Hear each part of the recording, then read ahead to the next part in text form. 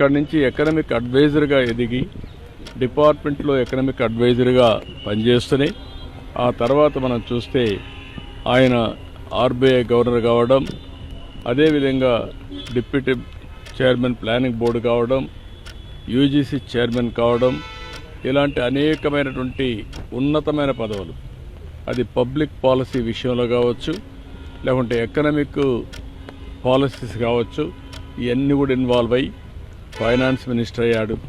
Finance minister అయినప్పుడు ఈ దేశంలో మన కొత్త ఆర్థిక పరిస్థితి అందరూ చూశారు. ఆ రోజు మనకు కావాల్సినటువంటి ఇంపోర్ట్ చేసుకోవాలంటే ఫారిన్ ఎక్స్చేంజ్ లేని పరిస్థితిలో ఎకనామిక్ రిఫార్మ్స్ తీసుకొచ్చారు. ఒక దిశ నిర్దేశించారు. అదే కాకుండా దేశానికి దూరదృష్టితో ఎకనామిక్ రిఫార్మ్స్ తీసుకొచ్చి దానివల్ల ఈరోజు మనందరం మాట్లాడుకునే భారతదేశం గ్రేట్ నేషన్ అవుతుందంటే ఆ రోజు ఆయన తీసుకున్న రిఫార్మ్స్. ఆయన ప్రధానమంత్రిగా మీరు చూస్తే అతి ముఖ్యమైనటువంటి 4 పబ్లిక్ పాలసీ తీసుకొచ్చాడు. ఒకటి, ఆ రోజు ఆయన చేసింది ఎంప్లాయ్మెంట్ జనరేషన్ కోసం నరేగా తీసుకొచ్చారు. రైట్ టు ఇన్ఫర్మేషన్, ఈరోజు మనందరం కూడా ఇన్ఫర్మేషన్ ఏది కావాలో తీసుకుంటామంటే ఆ రోజు రైట్ టు ఇన్ఫర్మేషన్ తీసుకొచ్చారు. రైట్ టు ఎడ్యుకేషన్, కంపల్సరీగా చదువుకోవాలి, ఆ విధంగా రైట్ టు ఎడ్యుకేషన్ తీసుకొచ్చారు.